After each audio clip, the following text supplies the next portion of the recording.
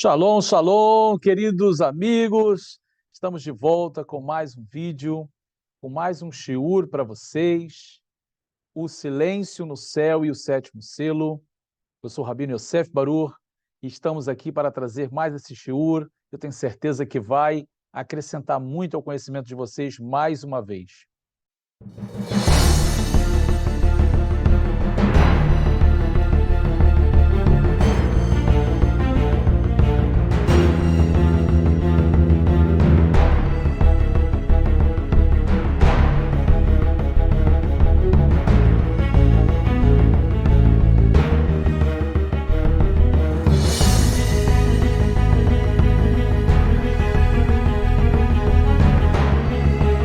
Antes de entrarmos aqui no nosso shiur, como sempre temos feito aqui, quero convidar você a deixar aquele like nesse vídeo. Desde agora, se você não é inscrito, se inscrever, né? Se tornar membro, se assim você desejar, se tornar um parceiro nosso aqui, ajudando no nosso ministério, no trabalho que temos realizado para o Malchut Shamayim, para o Reino de Deus. E também lembrando a vocês que é muito importante compartilhar o vídeo, compartilhar para que outros possam alcançar também esse conhecimento que eu tenho certeza que tem servido para despertar muita gente nesses últimos dias. Em especial esse shiurim que nós estamos fazendo, são shiurim, são estudos sobre os últimos dias, sobre Apocalipse, que tem sido muito relevante para o despertamento da nossa alma, não é verdade? Também, antes de iniciarmos aqui, eu quero lembrar você sobre a nossa yeshivá, né? ASIU, Azeite Yosef Yeshiva University, uma escola judaica, uma escola rabínica, onde nós enfatizamos todo o conteúdo teológico judaico-messiânico. Ou seja, é a teologia bíblica, que vai desde Gênesis e Apocalipse, desde o Sefer Bereshit ao Sefer Hitgalut. Qual é a diferença para os outros cursos teológicos? Nós temos um enfoque, não é? Dentro da tradição judaica, da língua original, trazendo as interpretações dos sábios de Israel e de vários outros comentaristas também messiânicos. Uma escola em que nós temos professores bem dedicados, bem preparados, são rabinos, também líderes de sinagogas e que têm um bom conhecimento para passar para vocês. Então não perca essa oportunidade, venha fazer parte da nossa escola, venha fazer parte do nosso quadro de alunos, onde temos testemunhos de vários que já têm passado pela nossa escola, e agora essa oportunidade no Brasil, onde você tem a oportunidade de entrar a qualquer momento, pois nós temos esse sistema rotativo, onde não necessariamente você precisa esperar para o início do ano. Você pode estar fazendo agora, se você quiser. Você pode se inscrever agora, se você desejar. Nós temos aqui embaixo as informações, você pode entrar em contato com a nossa secretaria e já garantir o seu espaço, a sua vaga. E já começar a estudar, né? Um material que fica disponível, as aulas são gravadas, ou seja, muita coisa boa para compartilhar com todos vocês. Esse primeiro nível, né, que é o Peshat, onde você estuda todos os livros bíblicos, né, Tanar e Brit Hadashah, ou seja, todo o Antigo Testamento e o Novo Testamento, com todo esse enfoque que eu falei antes, né, dentro de uma visão judaico-messiânica, explorando bem o original, a língua em que foi escrito e o comentário dos sábios e da tradição judaica. Então, não perca tempo, espero vocês e já vocês são muito bem-vindos à nossa escola, à nossa ZIU, à nossa Azeite Yosef Yeshiva University. Bom, então vamos lá, vamos iniciar o nosso estudo de hoje. O nosso estudo, o silêncio nos céus e o sétimo selo, ou seja, realmente ali o evento, né, do sétimo selo, e eu quero já compartilhar o nosso material com vocês. Vamos aqui. Um tema, queridos, muito importante, muito importante. E por que eu estou dizendo que é tão importante assim? Nós estamos vivendo um período bem escatológico, não é verdade? Estamos vivendo um tempo de últimos dias, né? O que nós temos presenciado no cenário mundial, a geopolítica mundial, aonde temos visto guerras, rumores de guerras, né? Eclipses solares, lunares, eventos catastróficos, e parece que nesse momento nós estamos vivendo um tempo que a guerra está se espalhando pelo mundo inteiro. São conflitos de nações e nações que você nem imagina, já estão entrando em conflito, não é? E o que isso está apontando para a gente? Nós temos compartilhado alguns vídeos, já compartilhamos com vocês, né, de uma interpretação sobre o quinto e o sexto selo. Primeiro compartilhamos desde o primeiro selo ao quarto selo, que foi sobre os 4 selos abertos, que são os 4 cavaleiros do Apocalipse e a sua relação de cores com os países árabes. Você pode ver esse vídeo aqui no nosso canal. Depois compartilhamos com vocês o quinto e o sexto selo, né, também falando ali daquela multidão que é vista nos céus. Vimos o sexto selo ainda, falando sobre os 144 mil selados, quem são eles. E agora nós estamos trazendo para vocês o sétimo selo, em especial aqui a parte do enfoque, né, do silêncio e a preparação dos 7 anjos que vão receber trombetas para tocar. Então, assim, o que nós podemos ver aqui nesse capítulo 8, né? Ou seja, falando sobre o sétimo selo. Então, tem coisas muito relevantes para compartilharmos aqui, e vai ser muito importante, você que está com a gente aqui agora, né, no nosso canal aqui, no nosso Shiur, se você não tem conhecimento judaico de festas, de termos hebraicos, vai faltar um pouco para você de informação, mas não vai ser o problema não, que eu vou falar para você tudo detalhado aqui. Para aqueles que têm conhecimento, vocês vão ver realmente como tudo está conectado, como tudo está realmente harmonizado com as coisas que o eterno Deus estabeleceu. Porque não é uma questão somente de cultura judaica, de costume judaico, mas sim questão de mandamentos com propósito. Deus deu mandamentos ao povo de Israel, que envolve os tempos, as festas, com propósitos espirituais. Quando você entende muito bem isso, você compreende o livro de Apocalipse de uma maneira muito mais tranquila, né? Há muita coisa que realmente é enigmática, mas outras coisas que não são tão enigmáticas assim a partir do momento que você conhece a vivência e a tradição do povo judeu. Então, vamos lá que eu quero já compartilhar com vocês toda essa riqueza de informação. Bom, nós vamos começar aqui, né, é quase, claro, uma continuação dos vídeos anteriores. Nós vamos ver a abertura do sétimo selo, né? E na abertura desse sétimo selo, a primeira coisa que vai ser falado no texto é que, vamos aqui, né, vamos pensar aqui, pense junto comigo. Você tem um livro selado, com 7 selos. Ou seja, não pode ser aberto porque tem 7 selos. Aí, o cordeiro que foi lá, ele é digno, né, de pegar o livro, ele foi lá, pegou o livro da mão do Todo-Poderoso, e ele agora abre o primeiro selo. Ele abre o segundo selo, o terceiro, o quarto, o quinto, o sexto, o sétimo selo, o que vai acontecer agora? Ele vai abrir o livro, não é verdade? Se ele foi rompendo cada selo, foi com o objetivo de romper os selos e abrir o livro, para ler o que está no livro. Então, assim, cada selo foi um evento espiritual que nós vimos aqui, né? Nesse sétimo selo agora, nós vamos ver os eventos que vão suceder, porque agora esse livro vai ser aberto, né? E vamos pensar, né, vamos lembrar aqui que o livro não é como o livro de hoje. Era um pergaminho, era realmente um rolo, né? Então, continuando aqui na nossa apresentação, o que a escritura aqui, né, o Sefer Galut, o livro de Apocalipse, vai falar para a gente. Veja, está escrito dessa forma no verso 1 do capítulo 8. Kasher patach et achotam hashevri, haitá demamá bashamayim kachatzi shah. E havendo aberto o sétimo selo, fez silêncio nos céus quase por meia hora. Que enigma, que coisa.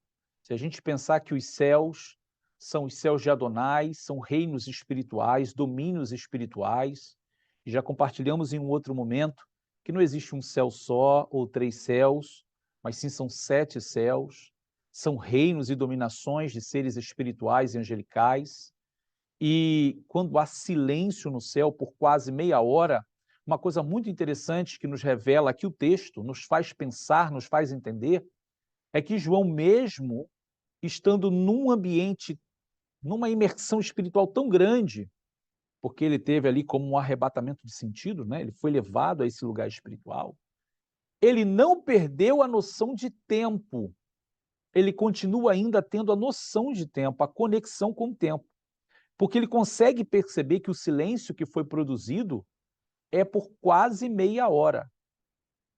Então não foi uma coisa rápida, foi uma coisa que ele conseguiu perceber que se demorou um pouco, né? Agora, dentro do entendimento judaico, para aqueles que conhecem o que é Amidá, né, que é uma oração que fazemos, que contém 18 bênçãos, por isso também ela é conhecida como Shmoneh Esrei, né, Shmoneh Esrei.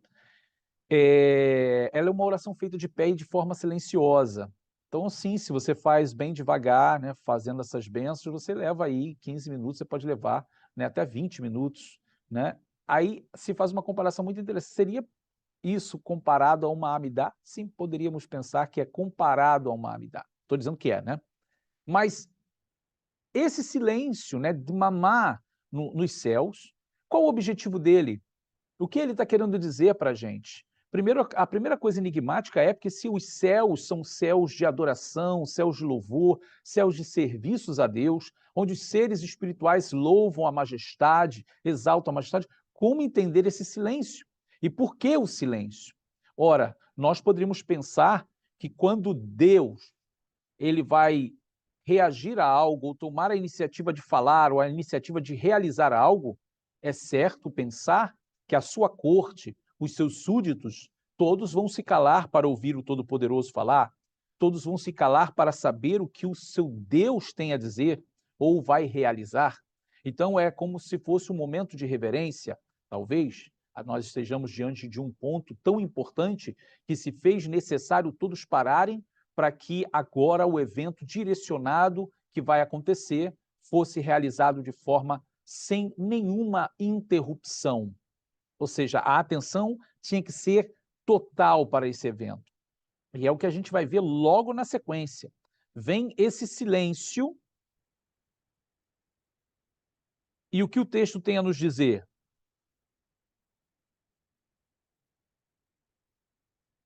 João vai ver 7 anjos. 7 anjos que têm trombetas nas mãos. Veja o texto. Raiti et shivat malachim העומדים לפני האלוהים, 7 shofarot nitenu lahem. E viu os 7 anjos que estavam diante de Deus. Preste atenção, põe a sua atenção nesse verso. E viu os 7 anjos que estavam diante de Deus, e foram-lhes dadas 7 trombetas. Ora, para quem estuda, né, dentro da tradição judaica, para quem conhece os textos judaicos, para quem conhece a tradição do povo judeu, sabe que existem 7 anjos específicos que estão diante de Deus, que são considerados Sar Hamalachim. Né? O que seriam Sar Hamalachim?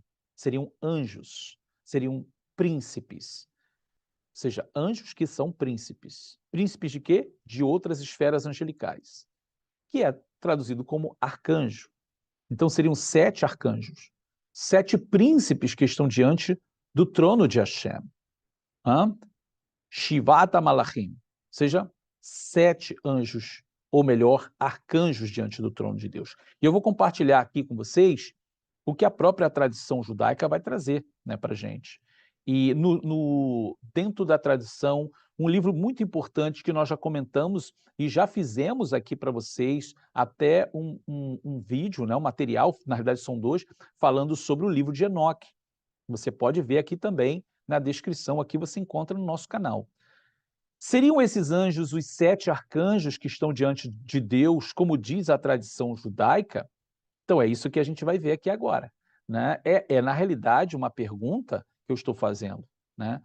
Ali no texto bíblico não está dizendo que são arcanjos. Eu estou dizendo que seriam esses 7 anjos que têm trombetas, os 7 arcanjos, porque é uma coincidência muito grande ver que há 7 arcanjos, 7 anjos que estão diante de Deus, que assistem diante de Deus, que estão a serviço ali direto de Deus, que nos é trazido pelo conhecimento da Torá, dos profetas, dos escritos e do comentário dos sábios de Israel, e os livros que também não fazem parte do cânon, mas que são de igual importância, né, e de grande importância para o povo de Israel, o livro Sefer Adam Arishon, o livro do primeiro homem, né, o livro de Adão, Sefer Hanor, o livro de Enoque, né, o Sefer Yetzirah, várias literaturas do povo judeu que são extremamente importantes, né, o próprio Zohar também.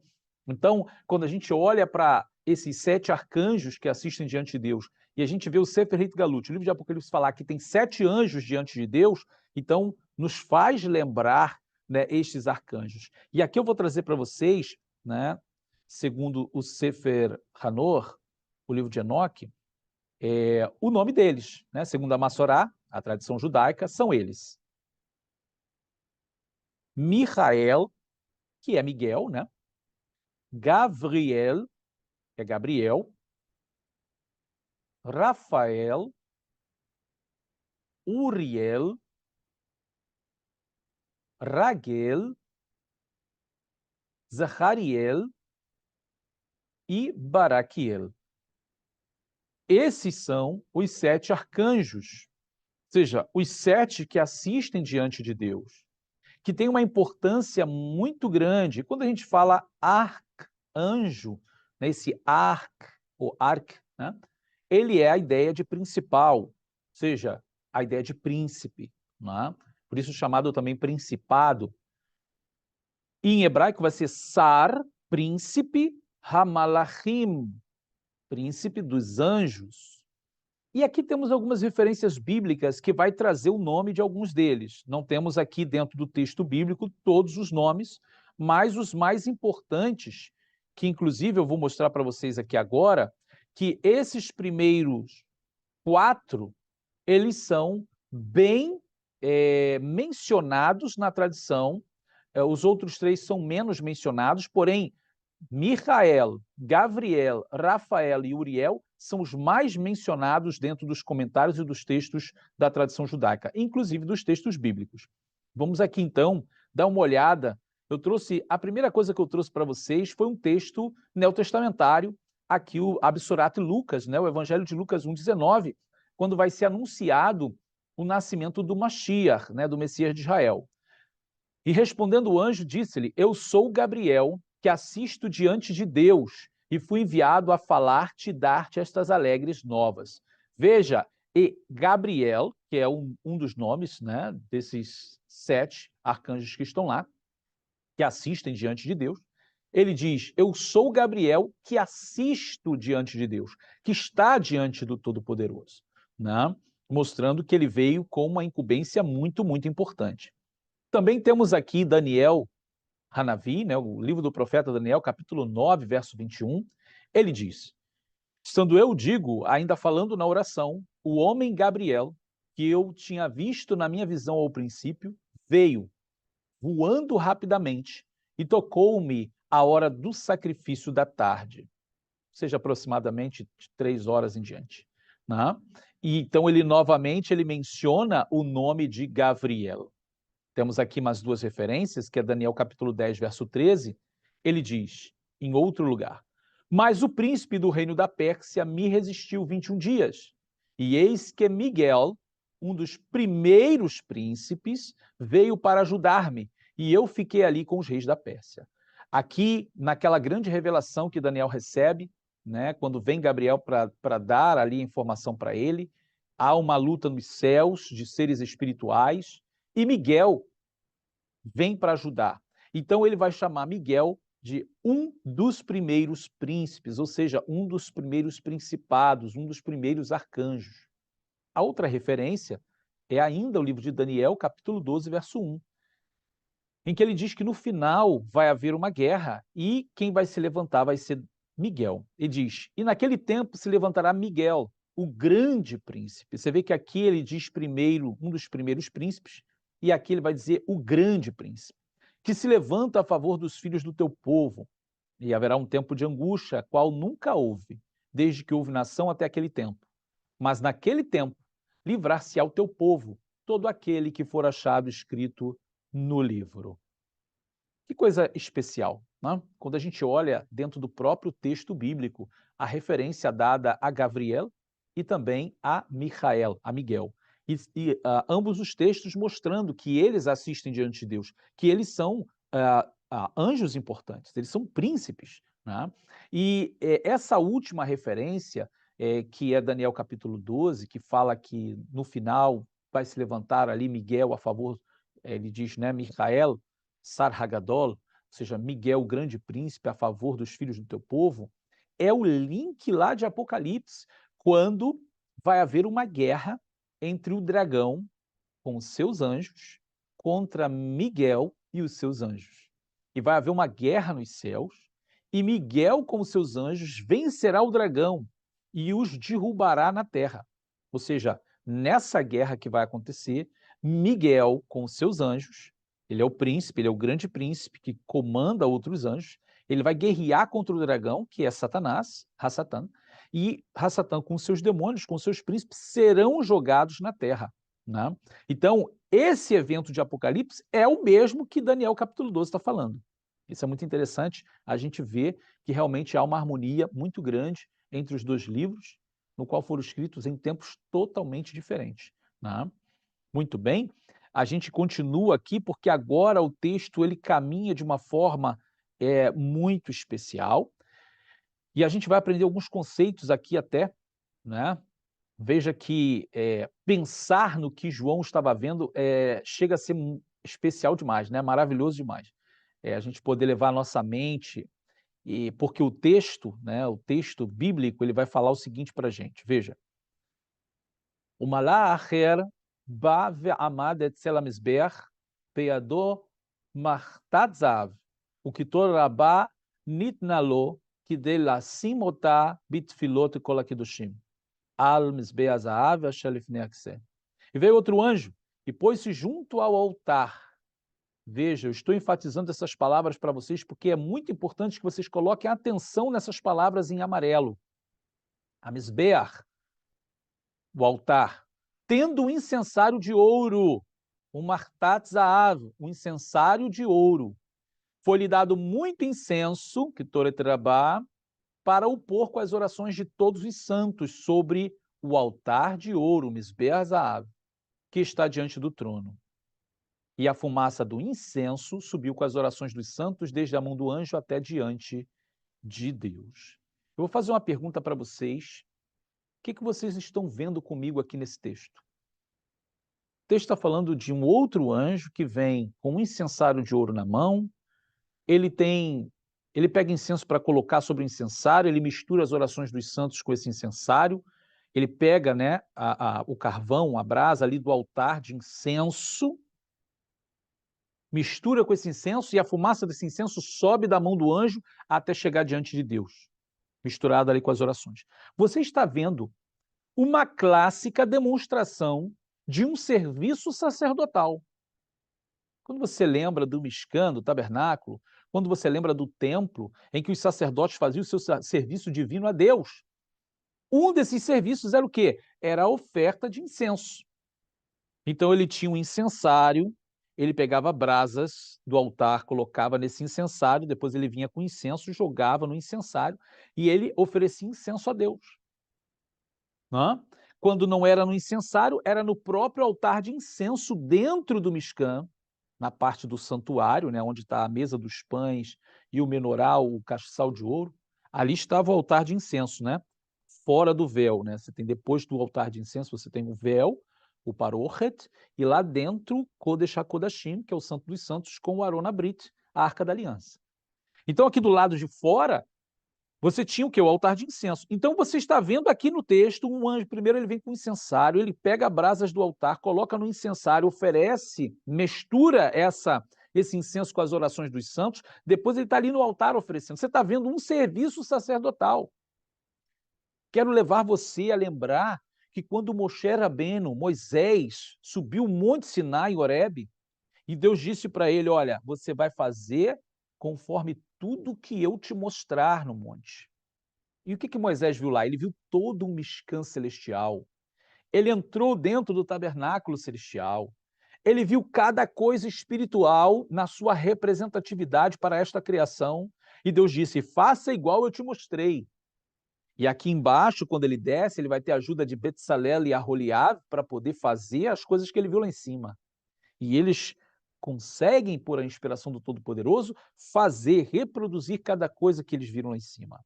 O que você está vendo aqui agora é o tabernáculo original, é o serviço original, porque tudo que está aqui embaixo é um reflexo do que há lá em cima. Ora, você precisa convir comigo que se há um tabernáculo celestial, há um serviço espiritual, há sacerdotes espirituais, alguém, ou melhor, há pessoas, há seres que estão em atividade sacerdotal no céu. Aqui embaixo Deus separou os levitas e dentre os levitas a casa de Arão para ser sacerdote, ambos trabalhando dentro do santuário. Nos céus são seres espirituais. E aqui você está vendo uma atividade que expressa o serviço sacerdotal celeste. Então veja que coisa especial é que esse malar, ele mistura as orações, as tefilot hakdoshim, as orações dos santos junto com esse incenso e apresenta diante de Deus. Nós temos algo muito especial aqui, porque essas orações vão subir como um cheiro agradável diante de Deus, de modo que virá uma resposta a essa oferta. Está muito claro que em momentos de perseguição, momentos difíceis, as orações dos santos não são só agradecimentos, mas são também pedidos de ajuda e pedidos de vingança, né, para que Deus faça justiça. E essa oração será respondida, né? Nós vamos ver aqui a continuação.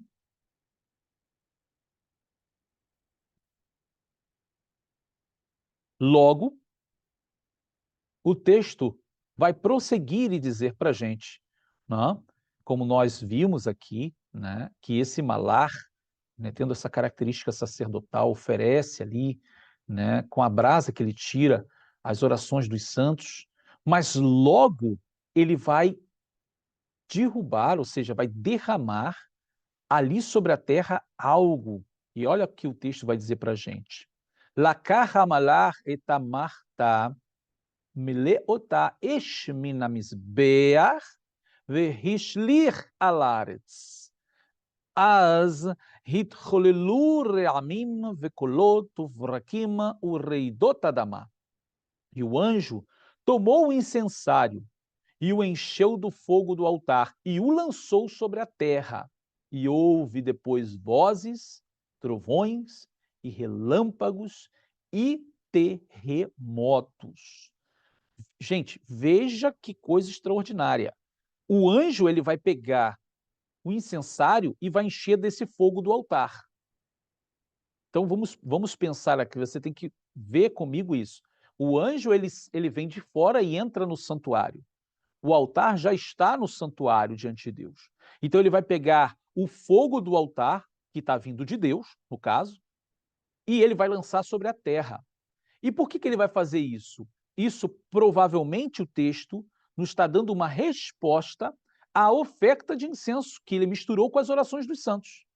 Isso é como se fosse uma resposta ao clamor dos santos, porque o fogo do incensário e do altar vai ser jogado na terra, onde habitam os seres humanos.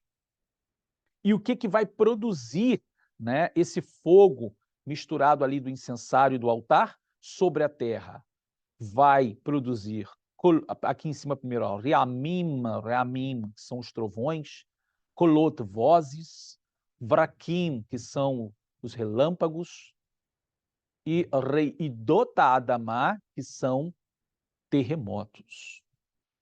Eu separei para vocês aqui justamente esses termos em hebraico, kolot, vozes, brakim, raios, né, que seriam relâmpagos, reamim, relâmpagos, perdão, e reidote adamá, terremotos. Precisamos entender uma coisa, que para que esses eventos ocorram na Terra, quando eu falo assim, olha, vozes, relâmpagos, trovões, isso aqui são efeitos, não vamos falar das vozes, né? Vamos falar dos relâmpagos e dos trovões, e os raios. Isso aqui é efeito que das nuvens, carregadas de correntes elétricas e elas vão descarregar isso. Isso é a questão da física, né? Então, assim, para isso acontecer, você precisa de um efeito atmosférico considerável, favorável para que isso ocorra, né? Você vai lembrar lá até do vídeo que nós fizemos, dos 4 anjos retendo os 4 ventos da terra, para que nenhum vento soprasse, até que fosse selado os servos de Hashem, né, os 144.000. E eu mencionei para vocês sobre os efeitos que o vento traz. O vento vai produzir os efeitos de furacões, tufões, tornados, e automaticamente, fazendo essa movimentação, ou seja, dessa descarga elétrica, né? Ou seja, as nuvens se enchendo dessa corrente elétrica, elas vão despejar essa corrente elétrica, ou seja, através dessa manifestação de raios, relâmpagos e trovões. Então você já está vendo aqui um efeito natural, ou seja, dentro dos poderes da natureza, das forças da natureza. E como se isso não bastasse, isso é um efeito das vozes. Então vem as vozes, vem os relâmpagos, raios e trovões, e logo isso se reflete na Terra. De que maneira? Não só como efeitos naturais em relação aos ventos e às marés, mas nos terremotos, no Reidot Adamá. Isso mostra para a gente o quê? Nós sabemos que os sismos, né, ou seja, os terremotos, são atividades das placas tectônicas. Ou seja, tem que haver alguma coisa dentro da crosta terrestre para que elas se movam. E quando a gente vê esse anjo jogando esse fogo do altar na terra, e aí isso é produzido, é praticamente uma resposta ao clamor dos santos. Então, veja que coisa extraordinária que a gente está vendo aqui. Isso é uma análise mais detalhada, claro, do texto. O texto está bem simples, né? Ou seja, o anjo foi lá, pegou o fogo do altar, misturou no incensário e jogou na terra. E qual foi o efeito? O efeito foi esse, né? E aqui eu vou caminhar com você aqui até que depois eu vou voltar, tá certo? Eu quero mostrar uma outra coisa para vocês. O texto continua e diz: Shivata malachim asher beyadam shivata shofarot hitkonenu litkoa. E os 7 anjos que tinham as 7 trombetas prepararam-se para tocá-las. Ok?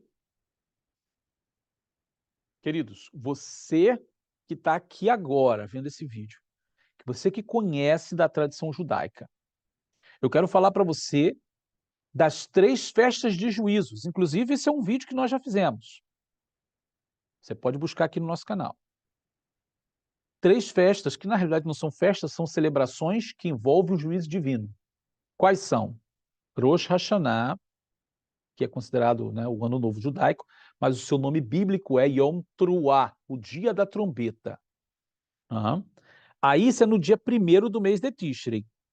Aí no dia 10, você tem o Yom Kippur, dia da expiação, ou no plural Yom HaKippurim, o dia das expiações, também traduzido como dia do perdão. É o dia que Deus julga o ser humano, que era o dia das expiações. E a terceira, que aí no caso no dia 15, né, 5 dias depois, é Sukkot, Hag Sukkot, onde celebramos a festa dos tabernáculos, onde temos ali as tendas, onde celebramos ali, né, que Deus guardou o povo de Israel no deserto. Agora veja, essas 3 celebrações são um período de juízo sobre a terra.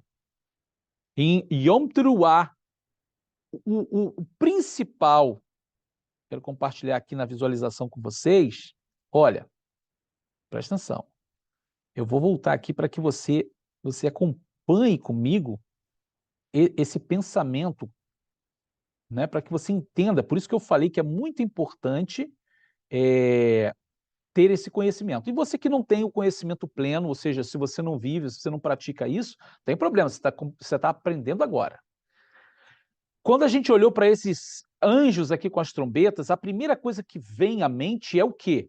É o dia da trombeta, é o Yom Teruah, é o Rosh Hashanah, em que celebramos o toque do shofar. Deus ordenou para que no 7º mês, no primeiro dia desse 7º mês, fosse tocado as trombetas, ou seja, fosse celebrado o dia das trombetas, aonde nós tocamos numa sessão de toques, entre bênçãos e orações, sem toques.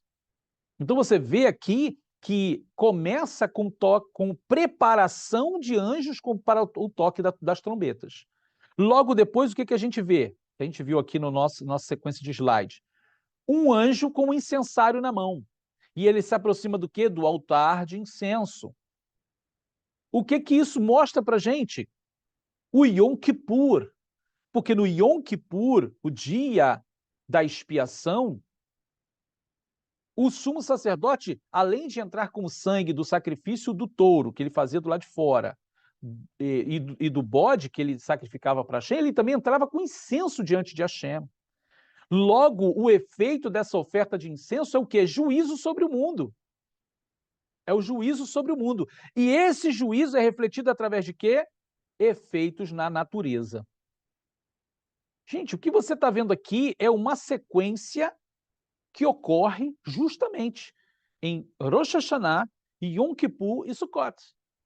Rosh Hashanah você tem as trombetas, o preparo das trombetas para serem tocadas, e nesse dia é o dia que Deus julga as nações do mundo. Deus estabelece qual rei vai se tornar, vai sentar no trono, qual rei vai sair do trono, ou seja, qual nação vai se tornar independente, qual presidente vai subir, vai ser eleito. No Yom Kippur, Deus julga cada ser humano individualmente. Então, por isso, falamos da oração, do incenso que chega diante do trono de Deus. Porque é o momento de arrependimento. Inclusive, 10 dias, desde Rosh Hashanah até Yom Kippur, são chamados Yamim Noraim, os dias temíveis. Ou também conhecido como a série Temer de Chuvá, os 10 dias de arrependimento. E o anjo chega no altar para oferecer incenso, que é as orações dos santos misturada com incenso.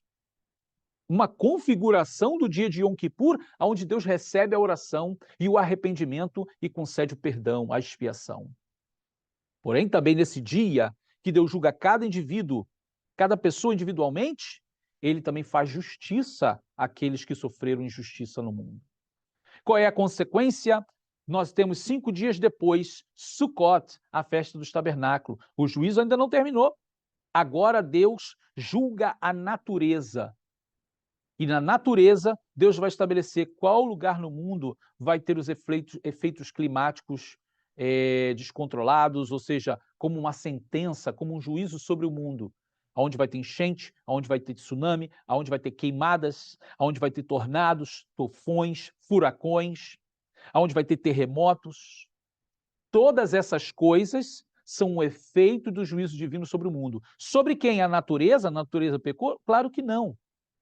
Mas Deus vai exercer um juízo sobre a natureza por causa do pecado do homem.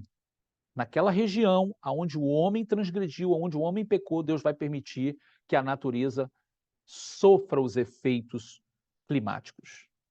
Então, quando você olha para esse primeiro momento aqui, e olha que a gente está falando antes das trombetas serem tocadas. Nesse caso aqui, uma manifestação do juízo divino, eu estou trazendo para vocês a comparação dos 3 eventos, Rosh Hashanah, Yom Kippur e Sukkot.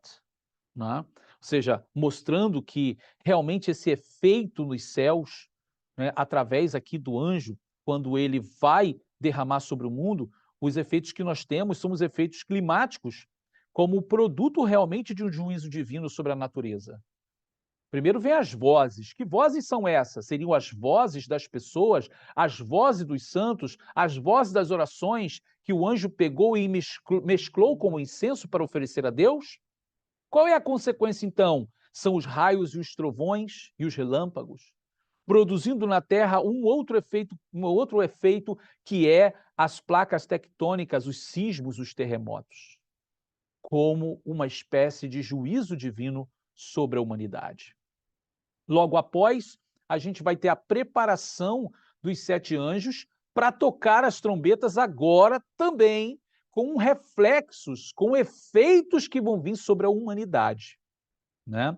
E é claro que cada anjo tocando a sua trombeta, numa característica muito peculiar, numa resposta muito peculiar, nós vamos estar compartilhando com vocês em um outro vídeo, né?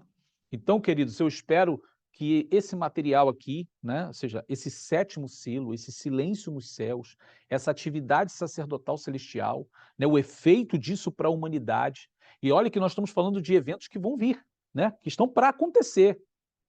Nós estamos num tempo de expectativa, né, apocalíptica, de expectativa de últimos dias. E é isso mesmo.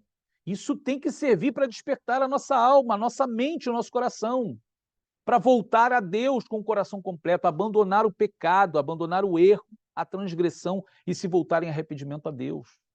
Veja que o que João viu, isso vai ser cumprido plenamente em algum momento. Né? Deus é o justo juiz que fará justiça àqueles que estão sofrendo na humanidade por amor à sua lei, por amor ao seu nome, por amor ao nome de Yeshua, o Messias de Israel. Então, você precisa permanecer, você precisa estar diante de Hashem, você não pode ficar para trás. Né? Se você está vendo esse vídeo aqui e você está bem, você está firme espiritualmente, continue assim, né? Que isso sirva para te alegrar, para renovar seu espírito, para te animar. Se você está desanimado, se você está cansado espiritualmente, aqui está a palavra de Hashem para você. Ainda não acabou, as coisas vão acontecer como toda a vida você ouviu. E agora parece ser um dos momentos mais cruciais que nós estamos vivendo, que mostra para a gente que realmente tudo que está escrito está acontecendo. Você precisa se animar, né? Você precisa se levantar dentre os mortos e receber esse reduche, esse renovo. E para você que está aqui, que está desviado, de repente está vendo isso, está desviado, está afastado das coisas de Hashem, você precisa voltar, você precisa se arrepender, deixar o pecado, deixar a impureza para trás e voltar-se para Deus com um coração sincero, né? Porque Deus não te esqueceu. Você está vendo esse vídeo, é porque esse vídeo chegou até você, é porque Deus fez chegar até você. Você precisa despertar do sono espiritual e voltar, porque Hashem está de braços abertos para te receber. Então não perca tempo. Né? Yeshua está voltando, ou seja, vai acontecer. E quando esse dia chegar, você não pode ficar de fora. Amém, queridos? Nós vamos terminando então o nosso shiur por aqui, o nosso vídeo. E olha, compartilha o vídeo para que mais pessoas possam receber essa mensagem. Não esqueça de deixar aqui o seu like, né? Se inscrever aqui no nosso canal, aperta o sininho para que você receba as notificações. Tá? Se deseja se tornar membro, vai nos ajudar muito com o seu financiamento aqui no nosso canal, sua participação, tá? Fazendo com que essa palavra chegue a mais pessoas. Não se esqueça também da nossa estivá, aqui estão as descrições. E mais uma outra coisa muito importante, se você deseja aprender hebraico, nós temos também aqui o link para o nosso curso de hebraico. Você que não sabe nada de hebraico, deseja ler, deseja escrever, né, fazer a sua própria exegese no seu estudo bíblico, pegar ali o texto bíblico em hebraico e aí for lá no dicionário, nós temos um curso que vai desde a base, desde o Aleph Beit, lá o A e o U hebraico, até você, eu deixo você ali prontinho para a leitura, para a tradução, você vai estar falando bem, pronunciando bem as palavras, toda a base da alfabetização. É um curso básico de hebraico. Né? Então, está aqui também na descrição, tá o link do Hotmart, você pode adquirir e vai ser uma bênção para a sua vida também. Que o Eterno vos abençoe, vamos terminando aqui o nosso vídeo. Shalom Uvrahá, e eu espero vocês e vejo vocês no nosso próximo vídeo. Shalom, shalom.